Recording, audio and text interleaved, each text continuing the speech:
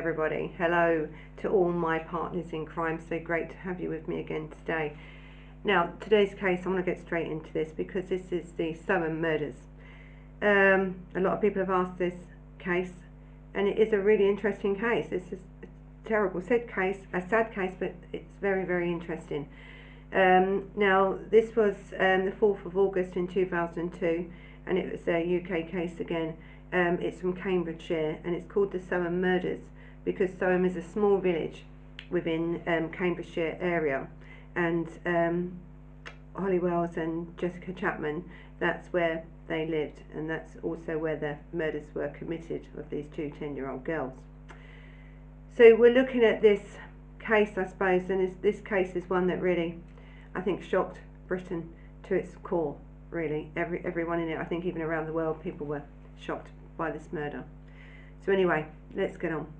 So around about 11:45 on Sunday the 4th of August 2002, Jessica Chapman wanted to go round to Holly Wells's house.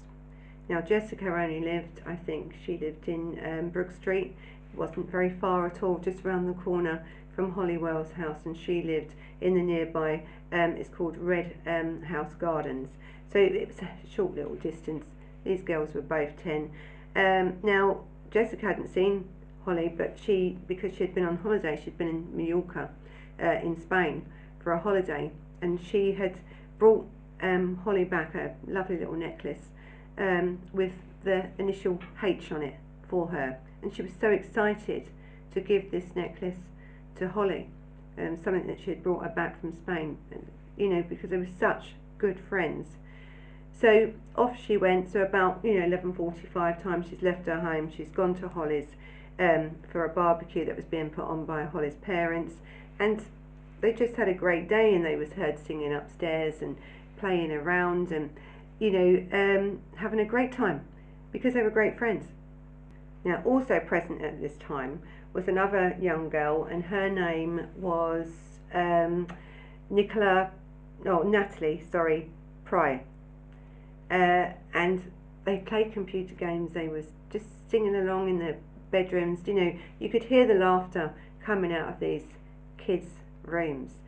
And they were up there for about an hour and a half, but then the little friend, Natalie, had to go home. So it just left then Holly and Jessica, and they were still playing around, and they'd had a bit of a barbecue and done everything else. By 3:15, both girls had changed. So they changed into these distinctive replicas of Manchester United football team. The football shirts, they're red and with the numbers on, because they loved them. They absolutely loved Manchester United football club. They just loved it. And I think one of them was the top of Holly's brother. So Jessica put that one on. So they both looked the same. You have one sort of young girl, this 10-year-old girl, Holly, with this blonde hair, and then you had Jessica, and she had like nice brown, soft brown hair, and they were just happy, lovely kids. And of course, Jessica was tanned anyway because she'd just come back from Mallorca. So they just got into these red shirts and they started playing around. But about 5:04, they had this photograph taken. They'd had, the two friends and the family had taken photos of the children as they ate dinner, and just as they stood up, and you can see the photo of them, and that was the last photo of them taken while they were alive, and that was at 5:04 p.m. on Sunday the 4th, 2002. 5:04, and they know it's 5:04 because, of course, the pictures, the camera timed and dated it.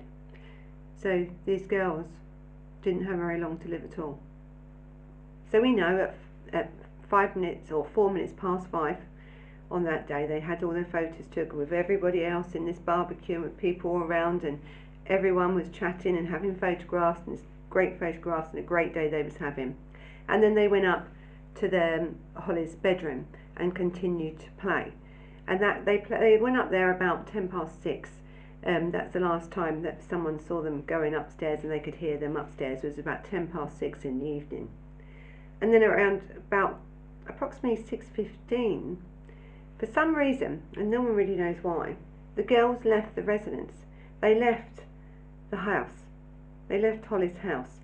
They didn't inform anyone in the house. They didn't inform any guests. They probably thought their mum was busy and stuff, and were just going to pop down the shop, whatever they thought they was going to do. But they was going to the local sports centre. They think that's what they was going for. So they had some change, and they wanted to go to the vending machine that was there. And so that was at 6:15 p.m. on Sunday the 4th, 2002. That's when they left the home, 6:15. So while they were returning to Holly's house at this Red House Gardens, Wells and Chapman walked past this college close home, and this was the home of Ian Huntley, and he was the senior caretaker of the local secondary school there. Huntley, we don't know how or what happened really, because he's never really said, has he? But Huntley really eventually lured these children, these girls, into this house, stating that Maxine, his girlfriend, Maxine Carr, the girl's teaching assistant at this St Andrew's primary school, was also present in the house. This is what he's saying, because we don't actually know. This is Ian Huntley telling you this. I wouldn't believe a word that Ian Huntley says, but this is what he says happened, and how he got these girls into this house, by saying that their teacher or their teaching assistant was in the house. But Carr actually wasn't. She wasn't there. Maxine Carr wasn't there. I think she was in Grimsby in Lincolnshire on that date, and she was visiting her mother there. So for some reason, we don't know how he got them in the home, but they went in. So as I say, no one knows. Huntley could come up with many different versions, but his thing was, he was washing his dog outside, and he saw two girls passing by, and he says that one of the girls, and this was at 6:30 p.m. Don't forget, they hadn't left their house until 6:15 p.m. So we're talking about 15 minutes now, that he has seen them, and he says that one of them, I think it was Jessica, had a nosebleed, and he had also told them that the girls, Maxine Carr was in the house, and the girls, thought, I suppose it was okay to go in. He was the caretaker of the school. They knew him. They knew his girlfriend, or so they thought. So as I've said, they've now gone into this home. We can only imagine what's gone on in that home. We don't know, because this man's not going to say anything ever about what went on in the home. As we go through this case, you will see with Ian Huntley that he is a sexual predator. He's well known for it. There's been many issues leading up to this case, and I think as we go through, you'll see certain things about this case of what we would probably assume happened to these girls. Little Jessica's phone, this 10-year-old girl who had last been seen really going to the room at 6:10. They know she left the house by 6:15. It is now 6:46 p.m. and Jessica Chapman's phone was turned off. So he says he saw them at 6:30 when he was washing his dog, cleaning the dog outside, and he tells you, and you'll see it, I'll put the clip on, and you'll see him explaining in quite some detail about how he was washing the dog, and the dog done this and this, very precise in what he did. Too precise really, but have a look at the clip and see what you think. How do we know they were here at 6:15? Well, we have an eyewitness. Ian Huntley here is a familiar figure. Evening, Ian. You're the school caretaker. The girls, Jessica and Holly, would know you, and they saw you on the front doorstep. What went on? Well, I don't know the girls. I stood on the front doorstep grooming my dog down. She'd run away and come back a bit of a mess.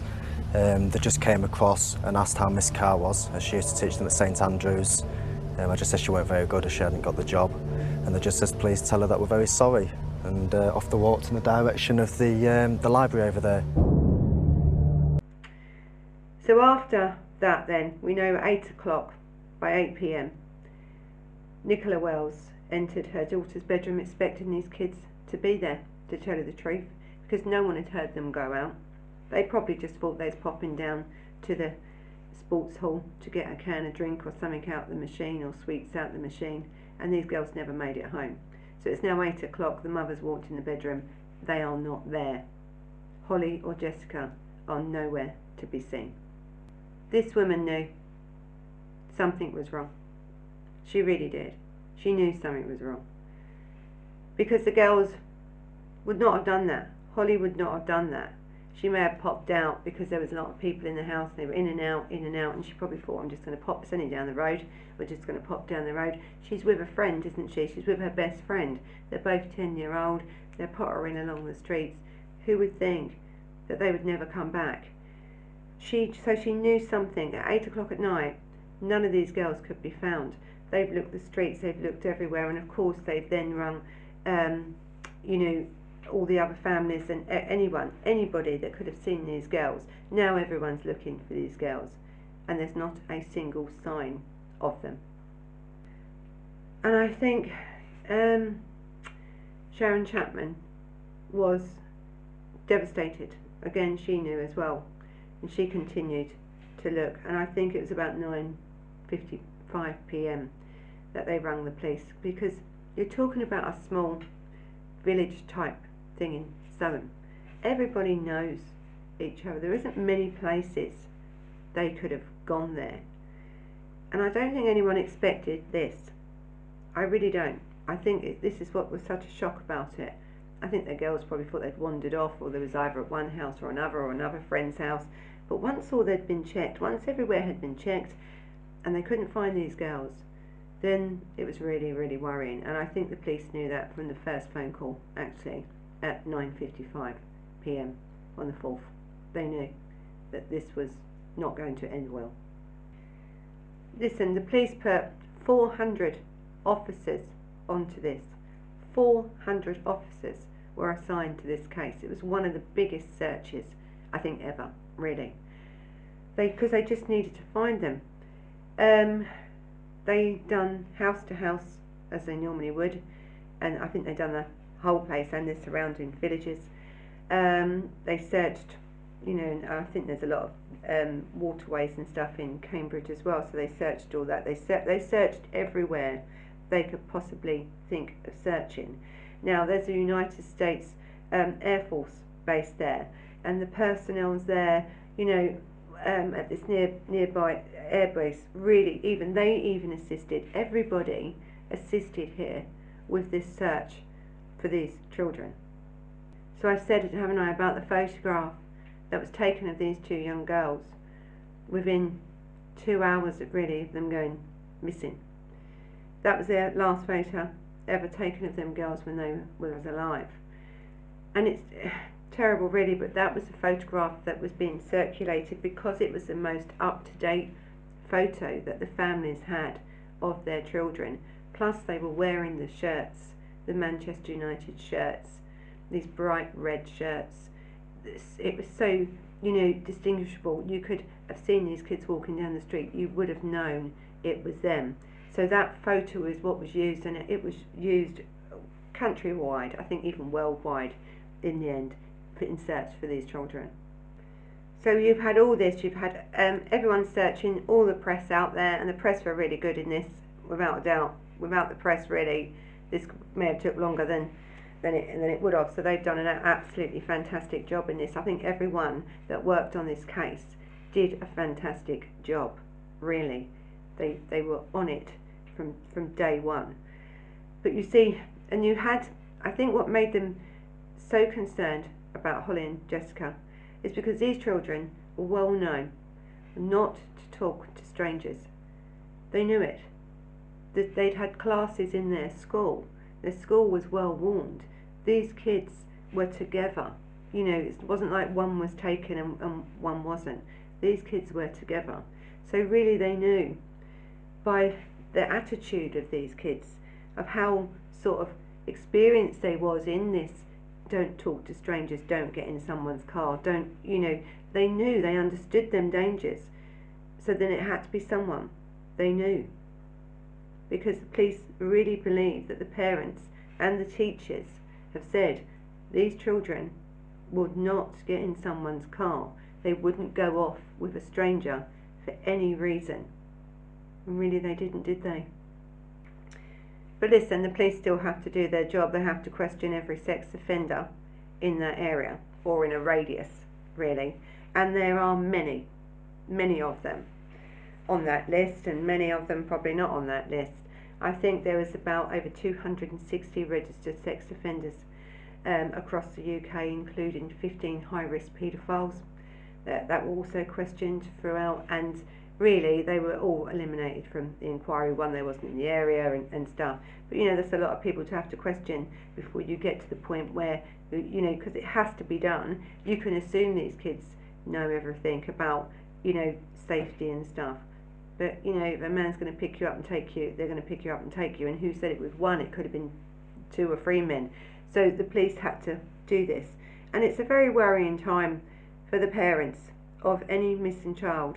You know, it must be awful, and it must be awful to learn that they are having now to question these sort of people under this disappearance. But we know, don't we, really, when these kids have been going long for so long, and there's 2 of them, they're 10-year-old, you know, it must have been absolutely terrible for these poor families, really. So as in everything from 2000 onwards, or 2002, 2005, CCTV was really coming into play in the UK. I mean, it's everywhere now. But in 2002, Soham did have some CCTV footage, which was amazing, really. It was really, really good, and it was actually really helpful because it showed the girls, it's their last footage of the girls before they disappeared, and that was also released to the public. This footage was of the children arriving at the local sports hall where they said they was going to go, this little sports centre, to go to the little machine and get the drink or sweets out of it, and that was at 6:28 p.m. So we knew, you know, they knew that these girls were alive at 6:28 p.m. and it's really sad, really, because he only lives 2 minutes from there. There was thousands and thousands, I think over 2,000 phone calls in relation to this. You know, people trying to help, people think they may have seen something, people just tried to help. But of course there was nothing really. That was it. That CCTV footage, that was it really of them girls. I think on the 7th of August they had a candlelight vigil just to also keep, you know, things going and hopefully jog someone's memory. They had 2 girls that were dressed up as Holly and Jessica, and they done a reconstruction of where they went and what they would have looked like on the day. So they've tried everything. They've tried everything. And then you have this Huntley, you see, and Maxine Carr. And I've already told you and showed you the interview with him. But now you have to look at the interview of her to see just how bad these people are. She's just terrible. These people are looking for their child. You've got the whole country up in arms, really, you know, heartbroken, I think. You've got searchers, public searching, everyone's searching, everyone doing something, and you've got here Huntley knowing what he'd done to these children, and really you had Maxine Carr, and I'm going to say it because it's going to come out later on this video, knowing what he did to them children. Nobody believes that they would ever run away. They was very close to all their family. Just as Huntley was arousing suspicion by giving interviews, so was his girlfriend. This is something I'll probably keep for the rest of my life, I think. It's what Holly gave me on the last day of term. She gave me this with a poem on the inside, saying to a special teaching assistant, really, and we'll miss her a lot and we'll see her in the future. And that's the kind of girl she was. She was just lovely, really lovely. That's the sort of girl she was. Both my producers said that was odd, wasn't it? She seemed to be speaking in the past tense. She was saying was, like the girls weren't around anymore. And that's the kind of girl she was. So there was a little bit of a scare, I think, for the parents, and that was, I think, on the 13th of August 2002. A jogger had seen a mound of dirt, and that was close to just outside Newmarket. And of course, you're looking for bodies, aren't you? You're looking for either missing children or you're looking for bodies. So of course the police had to go and they was digging up, and it ended up being a badger set. And so again, the families had nothing. They still couldn't find these children. They still didn't know what happened to these children. They'd gone through all this thinking these bodies were buried there, and you can imagine the build-up that in themselves, that they would have to have come to terms with that, to find out there was nothing really there. It's a badger set. And then the pain and the anguish to these parents then continue on. Then you have Ian Huntley, you see. He's there and he's searching. He's got the stickers up in the window. He's doing press interviews. He's talking to the press. He's talking to anyone really that would listen. He's going in to the local church and helping arrange with the search. You see, because he wants to be in the know, doesn't he? He wants to know what the police know. And he was, one individual, I think, that from early on was suspicious because of his behaviour. And he claims that he had spoken with the girls, and immediately before their disappearance and he was a 28-year-old actually in Huntley at the time of these murders. And he informed, actually, I think, the investigators on the 5th of August that he had engaged in a brief conversation with both girls on his doorstep the previous afternoon. So he had said that he had spoken to these girls, and then he says, I was probably, one of the last people to see them alive. And if you really look closely on his interview stuff, and I put a little clip up here of it, you see the smirk on his face, and he has a glint, you can see it in his eye. Well, I don't know the girls. I stood on the front doorstep grooming my dog down. She'd run away and come back a bit of a mess. They just came across and asked how Miss Carr was, as she used to teach them at St Andrews. I just said she weren't very good, as she hadn't got the job. And they just said, please tell her that we're very sorry. And off they walked in the direction of the library over there. This is a man that really thinks he's got away with it. He really does. But I think the press, because he was everywhere, this man, he wanted to know everything. I was the last one to see them live, and when you're trying to explain to someone what you've done the night before, when someone's gone missing, you don't use as much detail as he used. He used, really, the dog was dirty, the dog went for a run, then the dog came back, then the dog was this, and then the dog had to wash the dog, then they saw them, and then they went that way. It was too much. It was too memorised. It was no way was he thought, you'd think, hang on a minute, where was I, what time was it? But he knew the times, he knew everything. And they knew, because these press that do these sort of, reporters that report on crime have seen it all. And they know, really, they know when something is suspicious. And they reported him, actually, to the police quite quickly. But I think the police already had their suspicions, because he would go up to the police and ask them questions. Found anything yet? Found any evidence yet? Is there anything? He couldn't help himself. He was just walking around as proud as punch that he's part of this search, and yet he'd killed them. And then he says about Maxine Carr.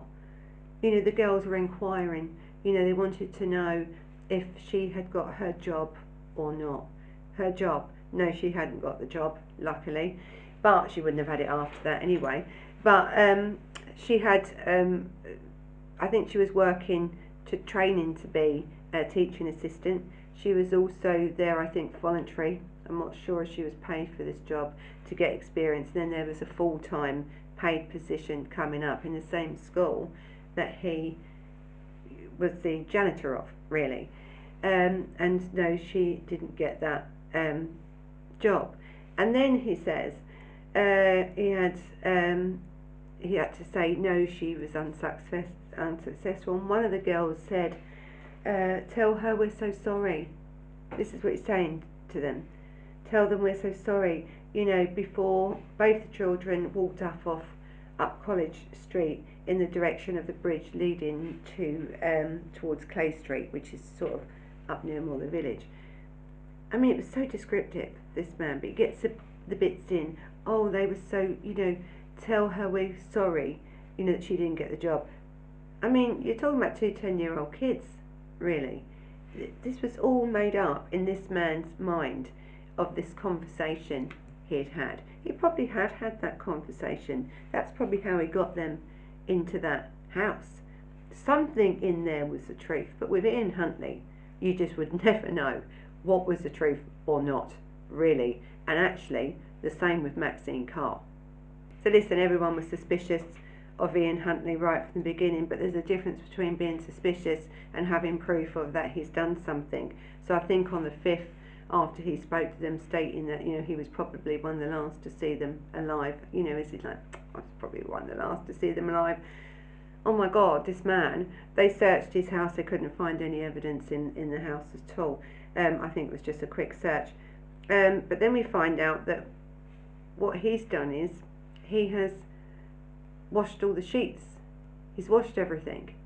Even though this man never does a bit of housework in his life, she has to do it all, and Maxine Carr would have had to have done it all. When she was away, when she got back, all the sheets were washed. This is what she's saying. He'd washed all the sheets, he'd washed everything, bathroom cleaned, everything cleaned. Everything. And, you know, well, he never usually does it, but I just thought he had another woman in, because that's what he does. That's what she said. So also, because it was raining out, I mean, in England, most of the time, even in August, it rains. But he had a lot of washing out on the line, Huntley. You know, this washing he'd done, lots of it.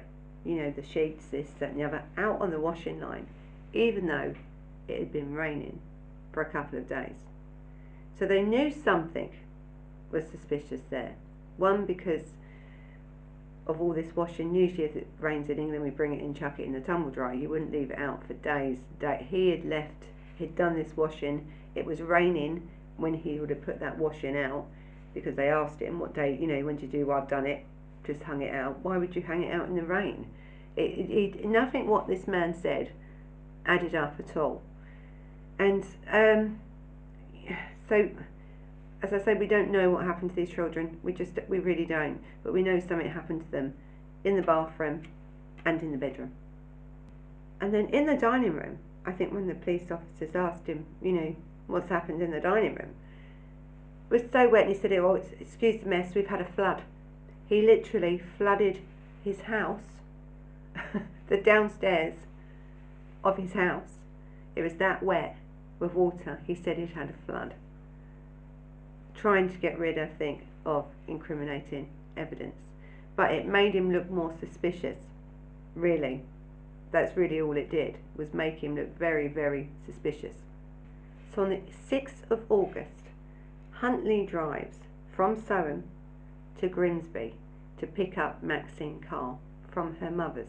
Because remember, she wasn't there, was she? That night, that day, she was at the mother's. So this is now the 6th of August.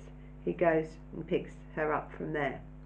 Shortly before he got to the end of this lane, they pulled up, and it was one of Maxine Carr's mother's friends that'd seen it, and they'd opened the boot, and the two of them were talking over this car boot being open. They were looking inside and talking over it, and he looked very, very distressed, actually. Really, he was very pale, this woman says. I think her name was Marion Clift. She states he was very pale, he was shaking. They just both looked into the boot, and then Maxine Carr just stood alongside him. And when they noticed, and it looked like the woman said that she was crying or weeping, but when they noticed this woman looking, they pulled themselves together and slammed the boot, got in the car and drove off. So I think what we've got to think about, because later on in this, Maxine Carr comes into this a little bit later on, I think is at that point, I believe that he told Maxine Carr what he had done. When they stood and looked in that boot of that car, he had told her what he had done, without a doubt. This was only 2 days after the murder. Why would she be weeping looking into the car? Why would he be shaking and pale and looking into a car, into the boot of this car? I believe Maxine Carr knew then a lot more about this murder than what she ever let on, even when she went to court. And it's when the things after that have come out after court about her that makes her so much more guilty than she ever was, or ever what people actually thought she was. So out all this time, and I think it was a Sky correspondent, Jeremy Thompson, that kept interviewing lots and lots of people around that time, and he's the one actually, you've seen him in a clip, or both clips, where he was talking to Maxine Carr and also to Ian Huntley at that point. Now, Ian Huntley kept saying, oh, they're going to be found, I'm sure, it'd be a couple of weeks and they'll be coming home and stuff. The man was absolutely mad. And then you had Maxine Carr sort of saying, and you'll see her clip in a minute, about, holding the card up about what they wrote to her. But it's what she says in that interview, and that people really sparks their interest. So now we've not only got one suspect, we've now got two. Because once she continues, you had enough with him doing interviews and he was everywhere. Now she started. And I think he felt more positive about not getting caught. Because of course he had his woman backing him, didn't he? He had Maxine Carr backing him all the way. She's now doing interviews. Oh, these children, they loved me. They was upset because I was leaving. They've wrote me a beautiful card. That. Saying to a special teaching assistant, really, and we'll miss her a lot, and we'll see her in the future. And that's the kind of girl she was. She was just lovely. Now, the thing is with Ian Huntley, he's probably not as intelligent as he likes to think he is, because he continued to ask the police about DNA. Not go and look it up like most people would. He wanted to know, how's the investigation going? How long does DNA last? How long can it last outside? How, all these sorts of things. How's it work? You've got 2 young girls missing, 2 10-year-old girls missing. You're the caretaker of a school. Your girlfriend was she wasn't a teacher, she was a teaching assistant in this school who knew these children really well. But all you're worried about is DNA. That was all they was worried about. How does this DNA work? How long does it last? How do you get rid of it? Things like that, really, really strange questions. And by this stage, the police just needed some form of evidence, probably the bodies, at some point, to arrest these people, because they actually knew. But I think it just took them a while to you can't just arrest someone because you suspect, because they're stupid like this, or they're asking stupid questions and acting strangely. You have to have evidence. So they were really searching now, and had been probably from about the 5th of August actually, searching for evidence with Huntley and Maxine Carr. They were the two in their mindset. You see, because Huntley, not only was he behaving like this, and he said he was the last one to see the girls alive, and then the wording that Maxine Carr used in her interviews, all this was leading up. But he had 3 scratches, you see, on his face. I think there's about 3 centimetres long, these 3 scratches across his face.